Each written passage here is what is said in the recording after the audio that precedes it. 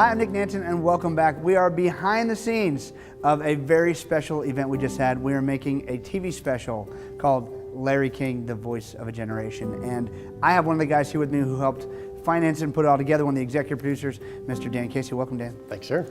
So tell me about this. You got to meet and hang out with Larry King and watch his interview, and tell me about the experience. It was incredible. I mean, just to hear what he went through and just the experiences he had, the people he interviewed, is just amazing. And it seemed like a lot of the big interviews he had, he was able to pull out some really good nuggets and share it with us on set. It was pretty amazing. A lot of notes being taken. Was there any story in particular that stuck out? There's so many. I mean, was there anything that stuck out? You go, man, that's cool. I hadn't heard that before. You know, it wasn't even like some of those bigger things in his interviews. It was really at the end when Osama bin Laden, you know, what happened with him and how he wanted to get back on air so bad to talk about it, but he didn't have an outlet to do it. So it kind of caused him to get back in to do what he's doing now on the internet, and to really be able to give and give back at what his talents are, is to talk about these big things that are happening. Absolutely. Now you saw Larry on camera, and then you had a chance to hang out with him off camera. Tell me about Larry off camera. Just a super nice guy. You always assume that people that kind of have gotten to that point of level of stardom, that they might be a little bit different or whatever. It's not what you're expecting, but just super, super nice guy.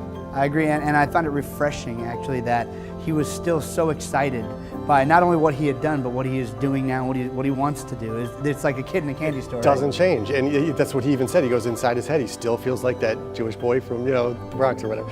So it's just pretty amazing to realize, like, I feel like that at my age, but just knowing that when I'm in my 80s, I too will probably still feel that, like that little boy trying to, strive for the best. Absolutely, and because of your relationship and everything there, you're also invited to write a book, to co-author a book with Larry and some other experts called The Big Question. So yes. My big question today for you is, so tell us a little bit about how you're helping your clients today.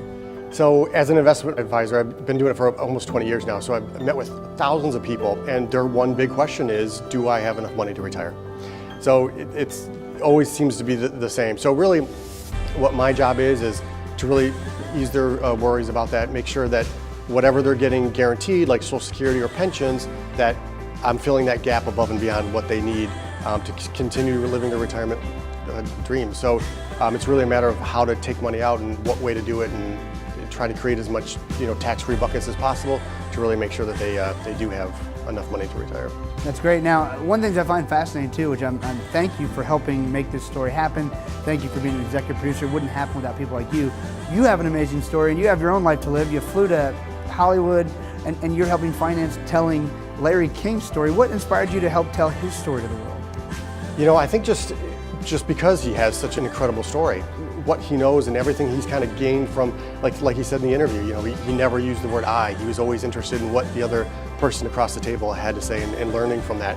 And just the fact that we can learn from that experience, I think, is incredible. I absolutely agree. Well, hey, thank you so much for helping out. Thanks, Nick.